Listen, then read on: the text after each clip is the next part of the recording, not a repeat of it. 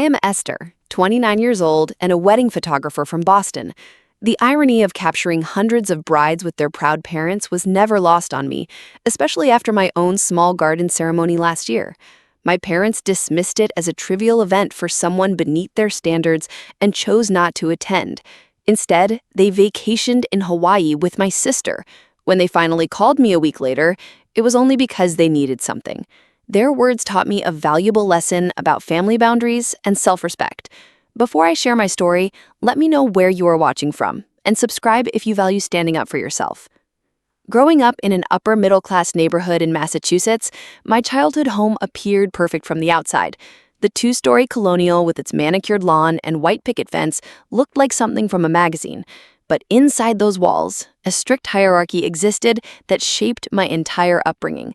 At the top were my parents, Harold and Eleanor Wilson, a corporate lawyer and hospital administrator who valued status above all else. Just below them was my older sister Julia, 6 years my senior and the golden child who could do no wrong. And then there was me, the afterthought, the disappointment, the one who never quite measured up. From my earliest memories, I understood my place in the family. When Julia brought home straight A's, her report card was proudly displayed on the refrigerator for weeks. When I did the same, my mother would briefly nod and say, "That is expected, not exceptional." When Julia was accepted into medical school, my parents threw an elaborate party with all their friends and colleagues invited. When I graduated with honors and fine arts, they skipped the ceremony because it conflicted with a country club event. "Photography is just a hobby, Esther," my father would say dismissively whenever I showed him my work. "It is not a real career path. You need to think about something practical." Julia followed the exact path my parents had mapped out: pre-med undergraduate studies, medical school at an Ivy League university, and then a prestigious residency program. Now, at 35, she is a successful surgeon, married to another doctor, with 2 perfect children. They live in a house 3 blocks from my parents and have Sunday dinner with them every week. The perfect dynasty my parents always wanted. My passion for photography emerged during high school. I still remember the moment it clicked for me. Mrs. Lawson, my art teacher, lent me an old Nikon camera for a class project. The first time I looked through that viewfinder, something awakened inside me. I could capture moments, emotions, and stories in a single frame. I spent hours in the school darkroom, mesmerized as images appeared like magic in the developing trays. When I announced I wanted to study photography in college, my parents staged their first major intervention. "We are not paying for you to waste 4 years learning to take pictures," my father declared across the dining room table. "Harold," my mother chimed in, "perhaps she could study business with photography as a minor. At least that would give her something to fall back on." They spoke about me as if I weren't sitting right there. In the end, we compromised. I would attend the state university on a partial scholarship, double majoring in business and fine arts. They would pay the remaining tuition only if I maintained a 3.5 GPA. I worked harder than I ever had, juggling both majors while also taking wedding photography gigs on weekends to build my portfolio. My roommate Olivia would often find me editing photos at 3 in the morning after finishing business assignments. You know, most people choose one thing to excel at. You are killing yourself trying to please everyone. She was right, but I was still hoping to earn my parents' approval. That hope faded during my junior year when I won a prestigious regional photography award. The local newspaper ran a feature on me and my work. I excitedly sent the clipping to my parents, thinking they would finally recognize my talent. My mother called that evening. "I saw your little article. It was nice, but did you see that Julia just published her research in the New England Journal of Medicine? We sent you the link last week." I had seen it. I had also sent Julia a congratulatory bouquet, but no one had mentioned my achievement to her or sent me so much as a text message saying good job. After college, I worked at a marketing firm to please my parents while building my photography business on the side. For 3 years, I saved every penny, lived in a tiny apartment with 2 roommates, and worked 7 days a week. When I finally had enough clients and savings to leave my corporate job and pursue photography full-time, my father called it career suicide. "You are throwing away a stable income to chase a pipe dream. Do not come crying to us when you fail." But I did not fail. Over the next 7 years, I built a successful wedding and portrait photography business. I specialized in capturing authentic, emotional moments rather than stiff, posed shots. My calendar filled up a year in advance, and I eventually hired 2 assistant photographers to help with the demand. I bought my own small condo in the city, created a beautiful portfolio website, and even won several international photography awards. My parents never acknowledged any of it. At family gatherings, my mother would proudly update everyone on Julia's latest accomplishment, but introduce me simply as my younger daughter, with no mention of my career. I once overheard her tell a bridge club friend that I was still figuring things out, as if I was an aimless 20-year-old rather than a successful business owner. It was during one of my wedding shoots that I met Noah. He was the best man at a celebration I was photographing, and I noticed how he made the nervous groom laugh and relax before the ceremony. During the reception, he helped an elderly guest who had trouble walking and later entertained the children when they grew restless. I found myself taking extra photos of him throughout the day, drawn to his natural warmth and kindness. When he approached me as I was packing up my equipment, I felt uncharacteristically nervous. "So you are the one who sees everything," he said with a smile. "That is my job," I replied, "to notice the moments others might miss." "Well, I noticed you too," he said, handing me his phone number, "in case you ever want to be on the other side of the camera." Noah turned out to be an elementary school teacher who loved his job with the same passion I had for photography.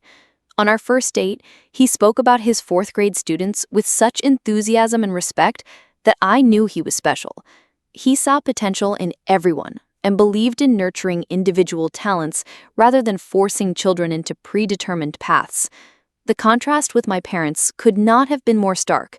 When I finally introduced Noah to them 6 months into our relationship, my father barely shook his hand, and my mother made several comments about how teachers were so underpaid. On the drive home, Noah asked why they seemed disappointed in him before they even got to know him. "It is not you," I explained. "They would react this way to anyone who is not a doctor, lawyer, or CEO. That is their loss," he said simply, "because they are missing out on knowing a pretty wonderful daughter." That was the moment I knew I wanted to build a life with Noah. He saw me for who I was and valued me unconditionally. In his eyes, I was never at the bottom of anything. As our relationship grew serious, I maintained minimal contact with my parents. Monthly phone calls that lasted 10 minutes at most, obligatory visits on major holidays. I stopped seeking their approval and focused on building my life with someone who truly supported my dreams. Noah proposed on a crisp autumn morning during a hike to a waterfall we both loved. There was no elaborate setup or a photographer hiding in the bushes, just the two of us surrounded by the red and golden leaves of a New England fall. He knelt on the damp ground, pulled out a simple but beautiful ring, and asked if I would share my life with him. The moment was perfect precisely because it was authentic, much like the photographs I'd tried to capture for my clients. "I know I'm just a teacher," he said after I accepted through happy tears, "but I promise to support your dreams the way you support mine." "You are never just anything," I told him. "You are everything I want." We decided on a small garden wedding with 70 guests, a modest budget, and a focus on what truly mattered to us. As a wedding photographer, I had seen too many couples stress over elaborate details while losing sight of the meaning behind the ceremony. Noah and I wanted something intimate and meaningful rather than extravagant. I found a beautiful botanical garden venue that offered both ceremony and reception space for a reasonable fee. We selected a simple catering menu of our favorite foods, ordered flowers from a local florist, and asked a friend who was a pastry chef to create our cake as her wedding gift. I called in favors from photographer friends who agreed to document our day at a fraction of their usual rates.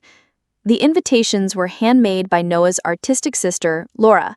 Simple, cream-colored cards with pressed flowers that matched our garden theme. We addressed them during a weekend at home, laughing and drinking wine as we worked through our guest list.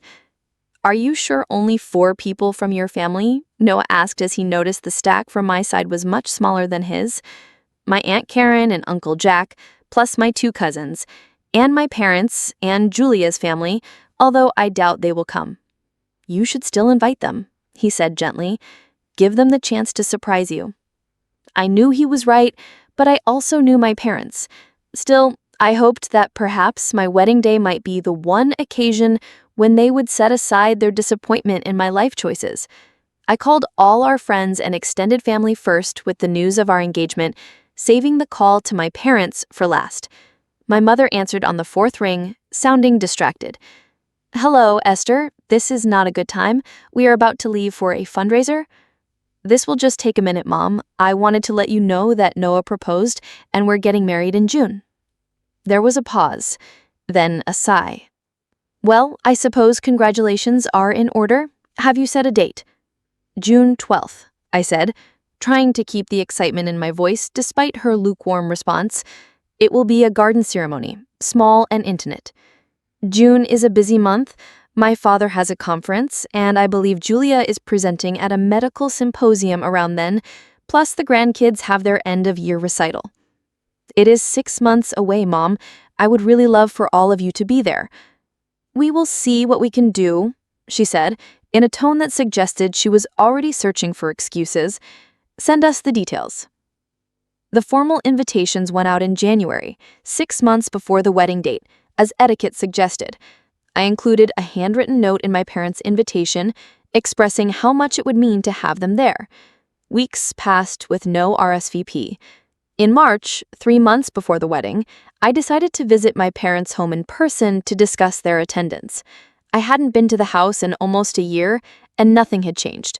The same formal living room where children were never allowed to play, the same wall of photos documenting Julia's achievements, with only a single small picture of me from high school graduation. My mother offered me tea in the fine china cups reserved for guests, rather than family. A subtle reminder of my outsider status. My father joined us, sitting in his favorite leather chair with perfect posture as always. "We received your invitation," my mother began, after painful small talk about the weather, "but I'm afraid we have a conflict." "What conflict?" I asked. "The date has been set for months." My father cleared his throat. "Esther, let us be frank. Julia is a busy surgeon with important responsibilities and limited vacation time. Her children have numerous activities. They cannot rearrange their entire schedule for what is frankly a trivial event for someone at your—" He paused, searching for the right word. "Position."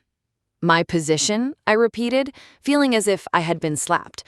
"What your father means," my mother interjected smoothly, "is that while this is important to you, Julia's career obligations must take priority. She saves lives, dear."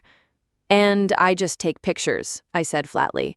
"Precisely," my father nodded, missing or ignoring my sarcasm. "Your sister has built something meaningful. She cannot be expected to disrupt that for this."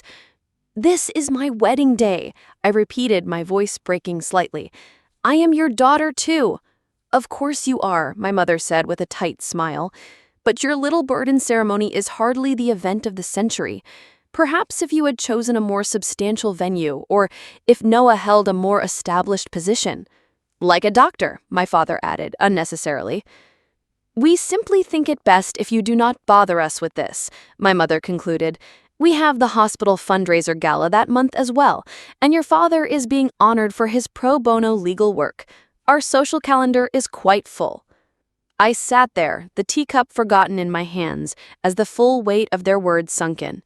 My wedding was a bother, a trivial event not worth their time, because I had chosen a life and partner that did not meet their standards of success.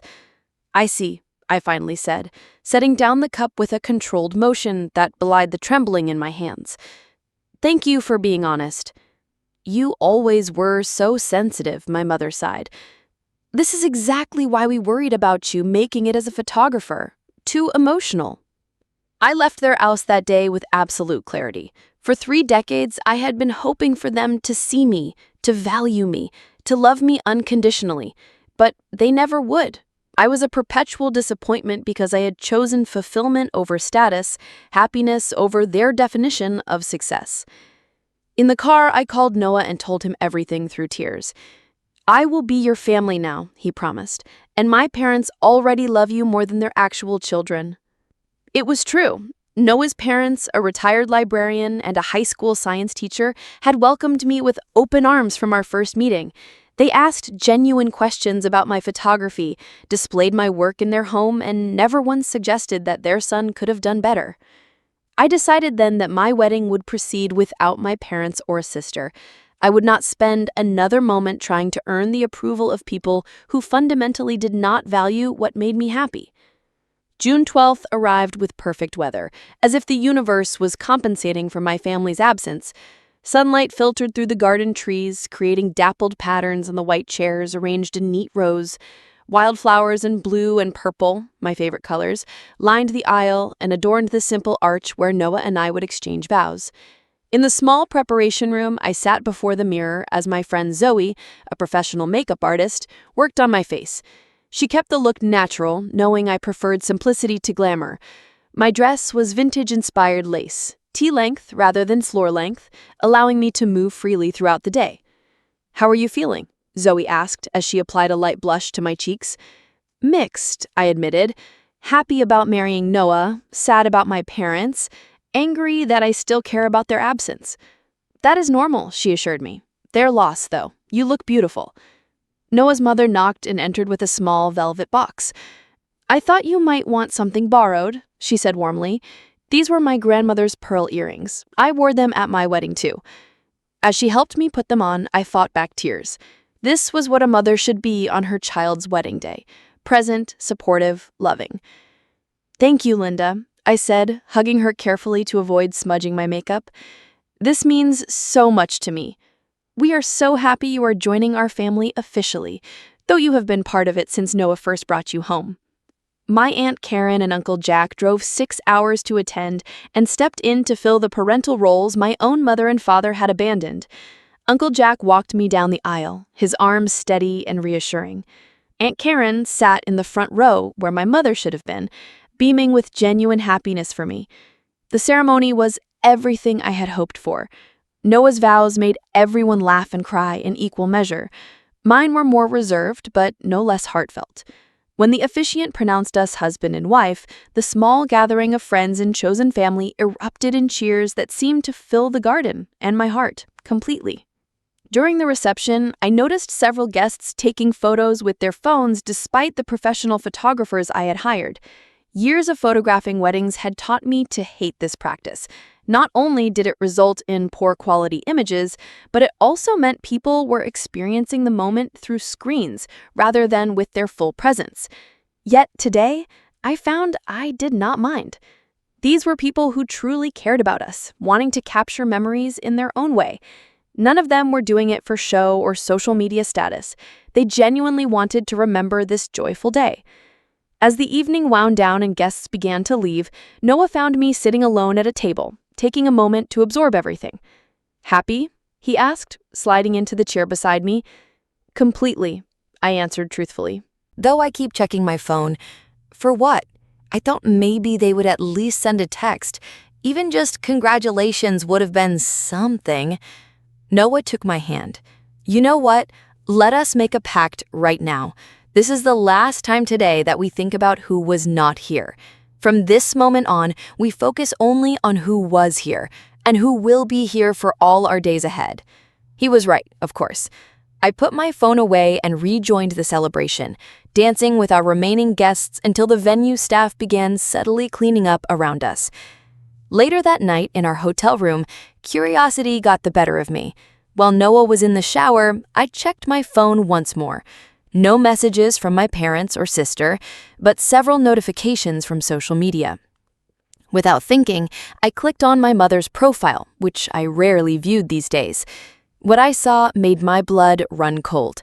My mother had posted photos and videos throughout the day, not of an empty house missing a wedding, but of a beach in Hawaii.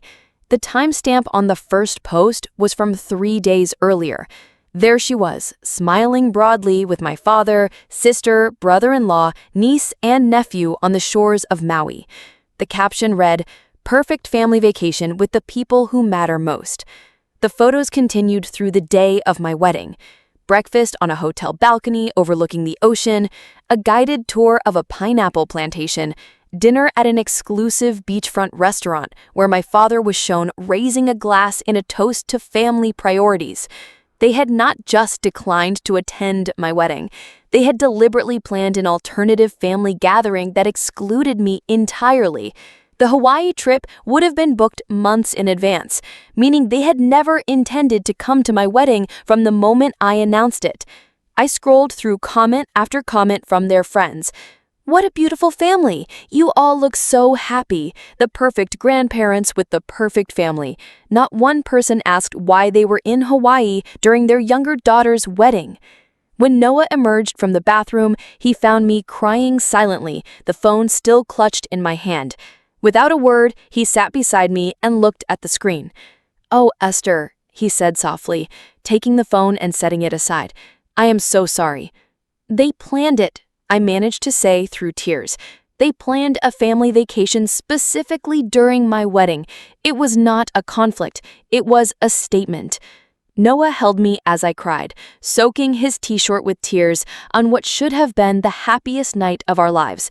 Once I had calmed down, I tried calling my mother. It was afternoon in Hawaii, and she answered on the third ring. "Esther, is something wrong?" she asked, sounds of laughter and ocean waves in the background. "I saw your Hawaii posts," I said, without preamble. "You planned a family vacation during my wedding." "Yes, well, as we told you, we had prior commitments. Julia could only get certain dates off, and the children had activities to work around." "You could have told me you were going to Hawaii instead of making it sound like separate conflicts." "Would that have made a difference?" she asked.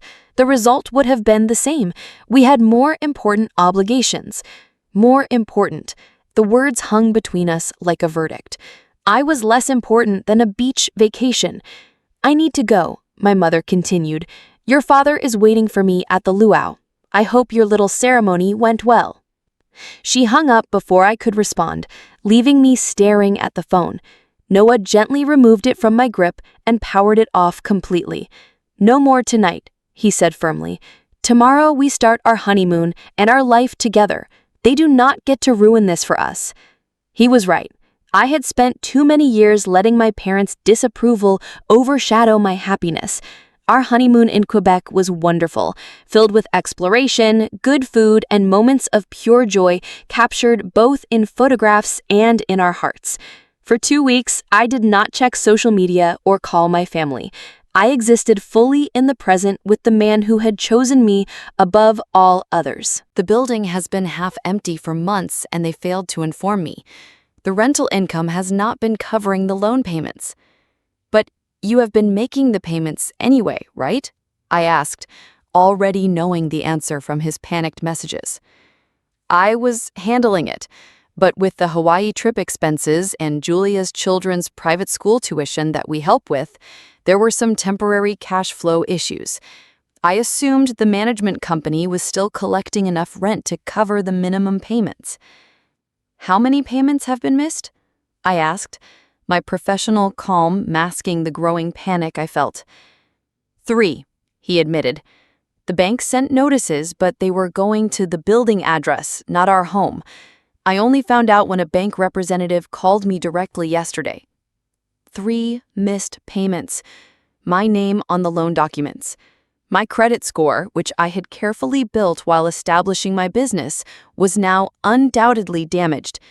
The bank could come after either of us for the full amount, and given that my father was apparently having cash flow issues, they would likely target me. "I need you to transfer $40,000 to cover the missed payments and penalties," my father continued in the same authoritative tone he had used throughout my childhood. "Once that is cleared, we can discuss restructuring the loan or possibly selling the property." $40,000? I repeated, stunned. "Dad, I don't have that kind of money just sitting around. I just paid for a wedding and honeymoon." "Surely your business has emergency funds," he pressed. "This is a family emergency, Esther. Your credit is at stake too." The irony was not lost on me. My wedding had been a trivial event, not worth attending, but my financial resources were considered family property to be called upon in crisis. "I need some time to figure this out," I said, trying to keep my voice steady. "I will call you tomorrow." "This cannot wait," he insisted. "The bank is threatening to begin foreclosure proceedings by the end of the week." "Then it has already waited too long." I replied. "I will call you tomorrow." I hung up and immediately called Noah, then our financial advisor, then a lawyer friend who specialized in real estate. The picture that emerged from these conversations was worse than I had initially thought. The building had been poorly managed for nearly a year. My father had missed not 3, but 5 payments, with the first 2 having been automatically covered by the reserve fund he had established at the beginning, which was now depleted. The bank was within its rights to demand immediate payment of the missed amounts plus penalties. If we did not comply, they could foreclose on the property and still come after both co-signers for any remaining balance if the sale did not cover the loan. Furthermore, my credit score had already dropped nearly 100 points, potentially affecting everything from our ability to refinance our mortgage to the interest rates on our credit cards. That night, Noah and I sat at our kitchen table, surrounded by financial documents and legal papers. I cannot believe he let it get this bad before telling me. I rubbed my temples. And the timing, right after they skipped our wedding for a luxury vacation that apparently contributed to their cash flow problems. It seems like more than coincidence. Noah agreed. The question is, what do we do now? We had options, none of them particularly good. We could liquidate a portion of my business savings to cover the missed payments, essentially rewarding my father's irresponsibility. We could try to force the sale of the property quickly, potentially at a loss. Or we could let it go to foreclosure, which would damage my credit for years, but might be financially better in the long run. I need to understand why this happened, I said finally. Before I decide anything, I want the full picture. The next morning, I met with our financial advisor again, this time armed with all the questions I should have asked 3 years ago. She helped me request a complete financial and occupancy history for the Madison property. What we discovered was troubling. The building had never been fully occupied. The sure-thing investment had been struggling from the beginning, with my father constantly withdrawing any profit as soon as it accumulated rather than building a proper reserve fund. The management company had indeed been sending reports, just not to the address my father had claimed. Most tellingly, my father had stopped making payments right around the time he would have been booking and paying for the Hawaii trip. It looks like robbing Peter to pay Paul. Except in this case, you are Peter. I felt a cold clarity descend over me. This was not just financial mismanagement.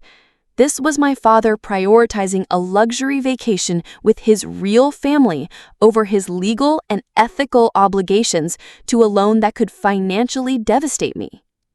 When I called my father back that evening, I was calm and prepared. "I have reviewed the Madison property financial records. How did you access those?" he interrupted, sounding alarmed. "I am a co-signer on the loan, Dad. I have legal rights to that information." "Why did you start missing payments exactly when you booked the Hawaii trip?" "That is entirely unrelated and irrelevant to the current situation. Have you arranged the transfer to cover the missed payments and penalties?" "No," I said simply. "I have not." "What do you mean, no? This affects your credit too, Esther. Be reasonable." "I am being reasonable. In fact, I have consulted with financial and legal advisors to determine the most reasonable course of action." "Which is?" he demanded. "I will tell you tomorrow. I need one more day to finalize the details." "We do not have time for your games," he snapped. "This is serious." "Yes, I agree. It is serious. Just like my wedding was serious to me." I hung up before he could respond, then turned to Noah, who had been sitting beside me, holding my hand throughout the call. "Are you sure about this?" he asked quietly. "Absolutely," I nodded. "For the first time in my life, I'm going to treat my parents exactly the way they have treated me." In short, they were living beyond their means while projecting an image of success and financial stability. The Hawaii vacation had been charged to a credit card already near its limit. My father's law practice, while prestigious, had been losing clients to younger, more tech-savvy firms. My mother had recently reduced her hospital administration hours, but not her spending habits. They were not on the verge of bankruptcy, but they were far from the secure position they had always projected. And now they expected me, the daughter they had dismissed and devalued, to bail them out. Armed with this knowledge and a clear plan, I called my father exactly 24 hours after our last conversation. "Finally," he answered. "Tell me you have the money ready to transfer." "I do not," I replied calmly. "Esther, this is no time for petty revenge because we missed your wedding. This is a financial emergency." "Do not contact me about trivial matters," I said, using the exact words and dismissive tone my mother had used about my wedding. There was a moment of shocked silence on the other end of the line. "What did you just say?" he finally sputtered. "Trivial matters," I repeated, like loan payments or foreclosures or credit scores. They are trivial compared to the important things in life. Wouldn't you agree? "This is outrageous," he exploded. "Your mother and I raised you better than this. We gave you everything."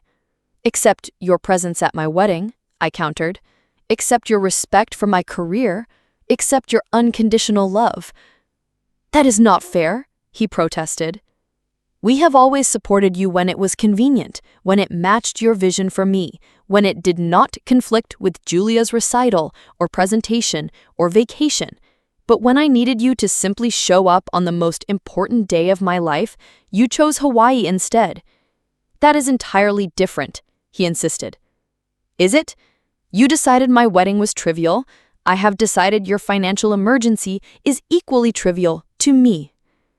"We will lose the property," he warned. "Your credit will be ruined." "I have already spoken to the bank," I informed him. "I have worked out an arrangement since I am a co-signer, not the primary borrower. I have options to protect myself that do not involve giving you $40,000. "What options?" he demanded. "That is not your concern," I replied, just as my wedding was not your concern. "You cannot do this to us," he said, his voice now holding a note of genuine fear. "Your mother will be devastated." "I imagine she will," I agreed, just as I was devastated seeing photos of all of you in Hawaii on my wedding day. The difference is that I did nothing to deserve that pain.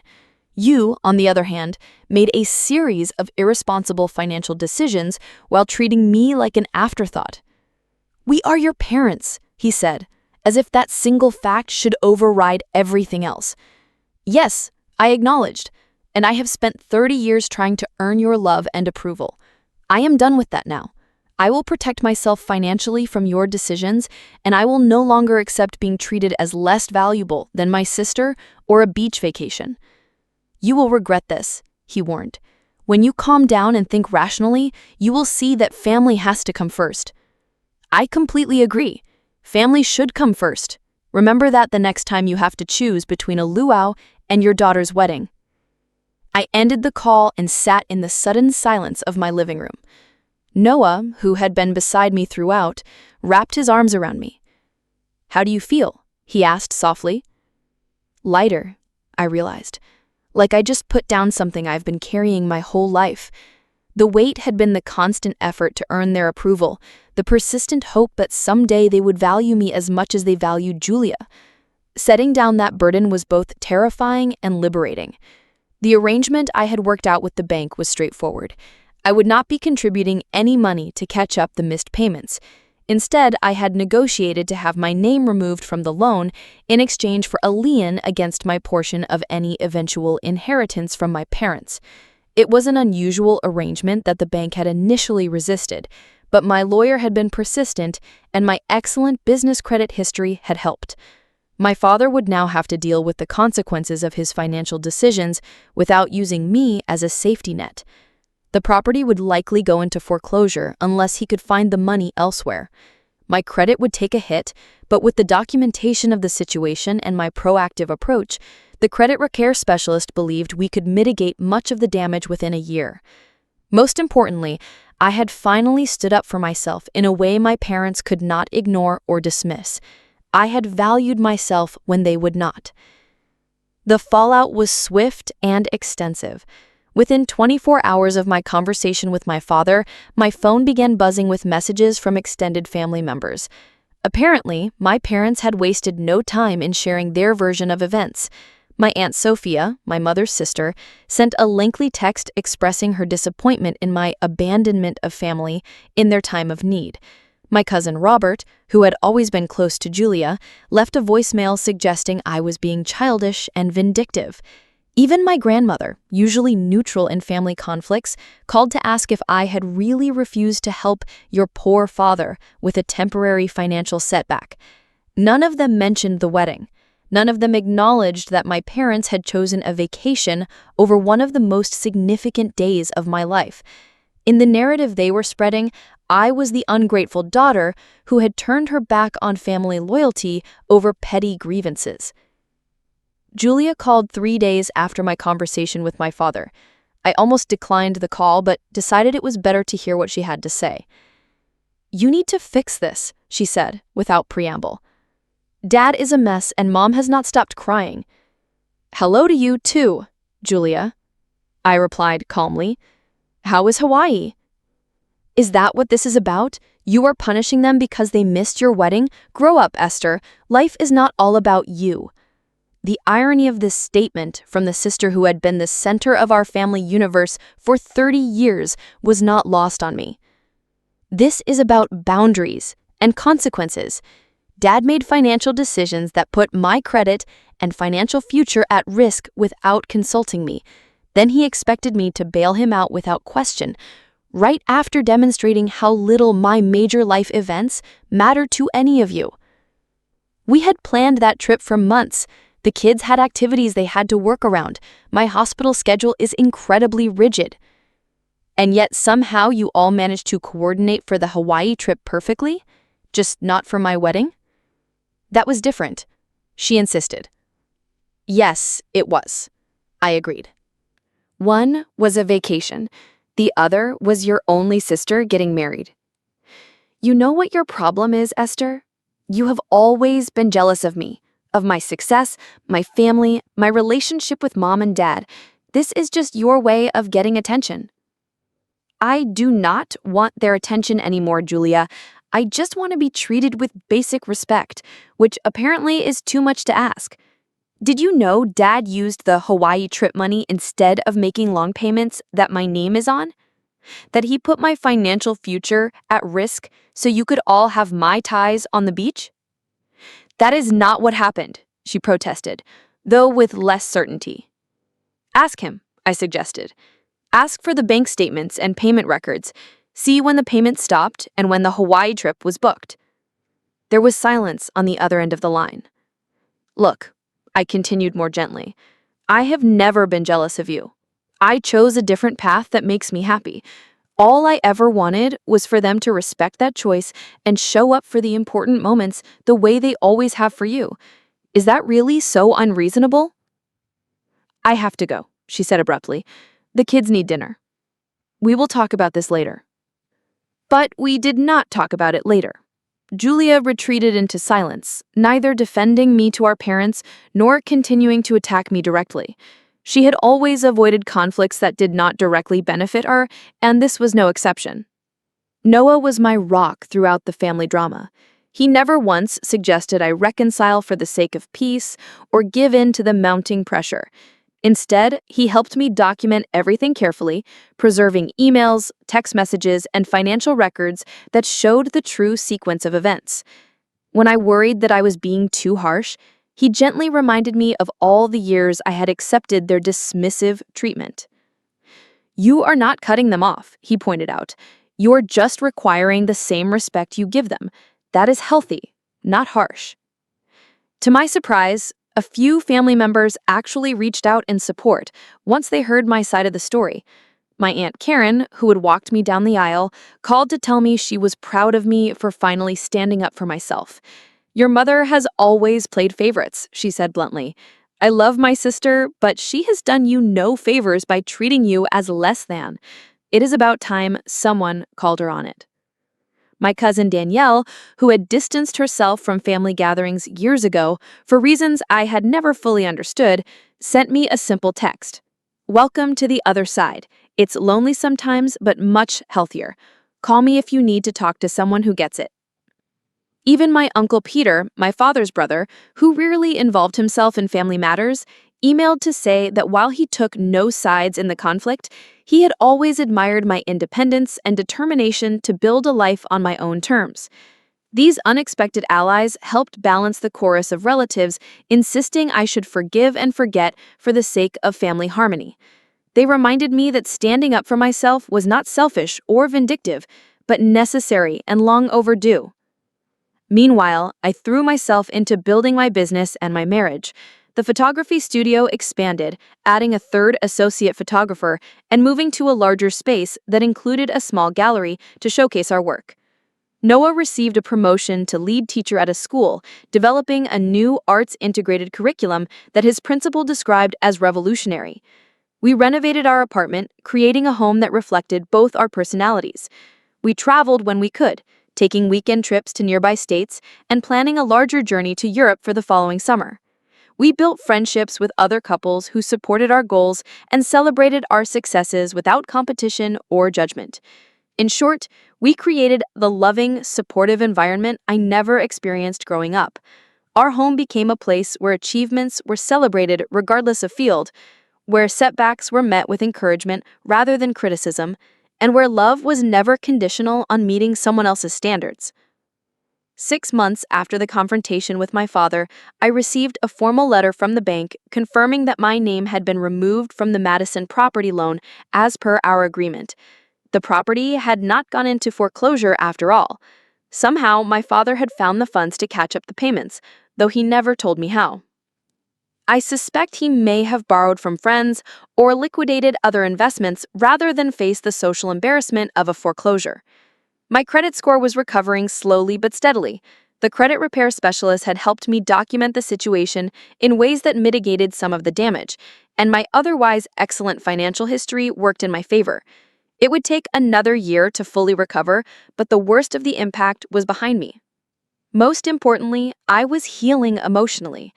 The therapist I had started seeing after the wedding helped me work through the complex grief of essentially losing my family of origin while building my family of choice. She helped me see that my parents' inability to value me was their limitation, not a reflection of my worth. You cannot make someone love you the way you need to be loved, but you can stop accepting less than you deserve. It was a painful lesson, but a necessary one. For the first time in my life, I was defining my worth on my own terms, rather than through my parents' narrow lens of achievement and status. 1 year after our wedding, Noah surprised me with a weekend getaway to celebrate our anniversary. He chose a charming bed and breakfast in a coastal town. Knowing my love of ocean photography, the innkeeper had set up our room with champagne and flowers, and Noah had arranged for us to have a private dinner on the beach at sunset. As we toasted our first year of marriage, I realized how much had changed in 12 months. Not just externally, with the business expansion and home renovations, but internally. I was calmer, more confident, less driven by the need to prove myself. "What are you thinking about?" Noah asked, noticing my contemplative mood. "How different I feel now compared to last year. Like I have finally stopped running." "Running?"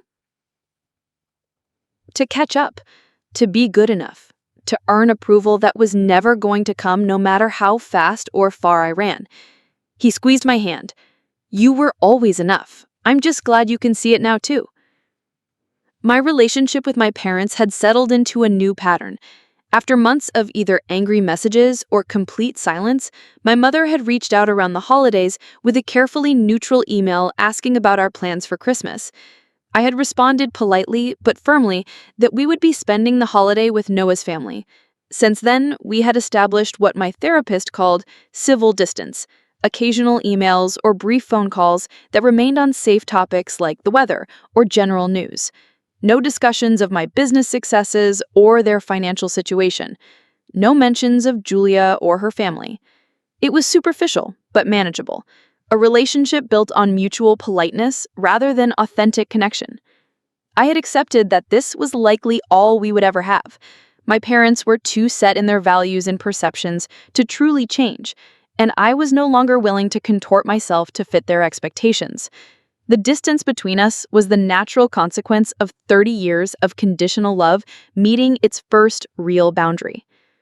What surprised me was how much peace I found in this acceptance.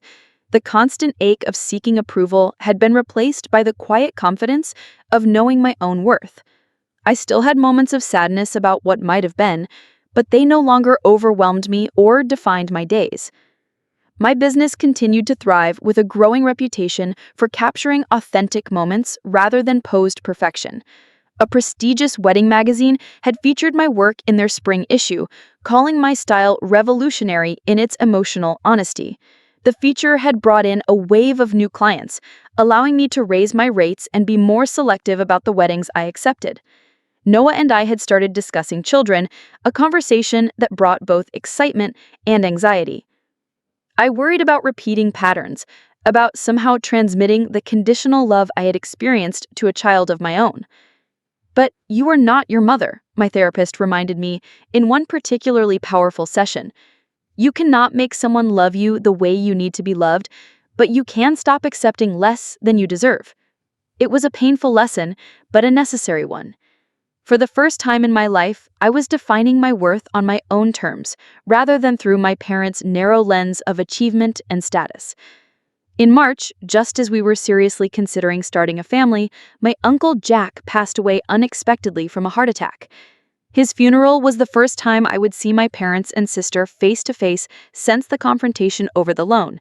I considered not attending, but Uncle Jack had been one of the few family members who had consistently shown up for me.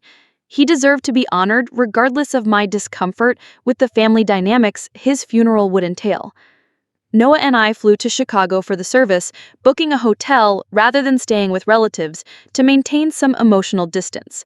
The funeral was well attended, a testament to my uncle's wide circle of friends and the positive impact he had on his community. My parents arrived just before the service began, looking older than I remembered. My father's hair had gone completely gray, and my mother seemed to have lost weight. They nodded stiffly in my direction, but made no move to approach. Julia and her family sat with them in the front row, while Noah and I chose seats several rows back with my Aunt Karen. After the service, during the reception at my aunt's house, I was helping arrange food in the kitchen when my mother entered. We stood awkwardly for a moment before she spoke. "Your photography business seems to be doing well," she said. "I saw the magazine feature." I was surprised she knew about it. "Yes, it has been a good year professionally." "Your father and I are selling the house," she continued, rearranging cookies on a tray unnecessarily. "It is too big for just the two of us now."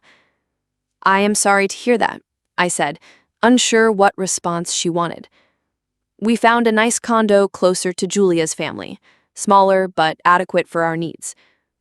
I nodded, recognizing the financial reality behind the downsizing, but choosing not to comment on it. "The Madison property sold last month, not for what your father had hoped, but enough to clear the loan." "I am glad it worked out," I said sincerely. While I had stood my ground about not bailing them out, I had never wished for their financial ruin. We lapsed into silence again, the weight of all that remained unsaid hanging between us. Finally, my mother straightened her shoulders in the familiar way that signaled she had made a decision. "Your father and I may have been hasty in our assessment of your wedding," she said carefully. "We regret missing it." It was not quite an apology, more an acknowledgement that their actions might have been questionable. From my mother, it was significant nonetheless. "Thank you for saying that," I replied. "It means something to hear it." Another pause, then she added, "Noah seems like a good man." "The best," I confirmed. "He makes me very happy." She nodded once decisively, then picked up the tray of cookies. I should get these out to the guests. It was a small exchange, barely 5 minutes of conversation, but it represented the first crack in the wall between us. Not reconciliation, not yet, but perhaps the beginning of a more honest relationship, one built on who we actually were, rather than who she had always wanted me to be. 2 months after the funeral, I discovered I was pregnant. Noah was ecstatic, spinning me around our living room when I showed him the positive test. We agreed to wait until the first trimester was complete before sharing the news widely. But the prospect of becoming parents filled our home with a new energy and purpose. When it came time to tell our families, we invited Noah's parents over for dinner and shared the news in person, resulting in happy tears and immediate offers of babysitting and nursery furniture. For my parents, I chose a simple phone call, bracing myself for a lukewarm response. To my surprise, my mother actually gasped with what sounded like genuine pleasure. "A baby! Oh, Esther, that is wonderful news. When are you due?" "December 15th, just before Christmas." "Your first Christmas as parents," she said, a wistfulness in her voice I had rarely heard. "It will be magical." We talked for nearly 30 minutes, longer than any conversation we had shared in over a year. She asked practical questions about my health and prenatal care, but also more emotional ones about how I was feeling about becoming a mother. For once, she seemed to be truly listening to my answers rather than formulating her next point. As we were about to hang up, she hesitated, then said, "Your father and I would like to visit after the baby comes, if that would be all right with you and Noah." It was an unexpected olive branch, one that both touched and terrified me. The thought of my parents in my home holding my child brought up a complex mix of hope and anxiety. "Let us plan for that once the baby arrives," I said carefully. "I am not sure what those first few weeks will be like." "Of course," she agreed quickly. "Just let us know when you're ready. We can wait." The last 3 words struck me forcefully. We can wait. Had my parents ever waited for anything related to me before? Had they ever adjusted their expectations or schedules to accommodate my needs rather than demanding I accommodate theirs? It was a small thing, but it suggested a shift, however slight, in our dynamic. As my pregnancy progressed, I found myself reflecting deeply on my own childhood and the kind of parent I wanted to be. I journaled extensively, processing memories and feelings with an intensity that sometimes surprised me. My therapist helped me distinguish between the patterns I wanted to break and the values I wanted to maintain, between legitimate fears and catastrophic thinking. One entry I wrote during my 7th month particularly captured my journey. "I used to think love was something you earned through achievement, appearance, or compliance. That belief shaped every relationship in my life, until Noah showed me that real love is about being seen and accepted exactly as you are. My child will never have to earn my love. They will have it from their first breath, regardless of their talents, choices, or path in life. They will know with absolute certainty that while I may not always understand them, I will always, always love them. That is my promise and my healing." The day our daughter Lily was born was the most transformative of my life. The moment they placed her in my arms, tiny and perfect, with a head of dark hair, I understood love in a way I never had before. It was instantaneous, unconditional, and overwhelming in its intensity. I would have done anything, given anything, to protect and nurture this miraculous being who had somehow emerged from our love. Noah was a natural father, confident and gentle as he cradled Lily against his chest. His parents visited the hospital that first day, bringing tiny handmade booties and tears of joy. My Aunt Karen and cousin Danielle came the next day with practical gifts and offers of help. Once we got home, my parents waited as promised. 2 weeks after Lily's birth, when we had established something resembling a routine and I felt ready for more visitors, I called to invite them to meet their granddaughter. They arrived bearing gifts that showed more thought than I had expected.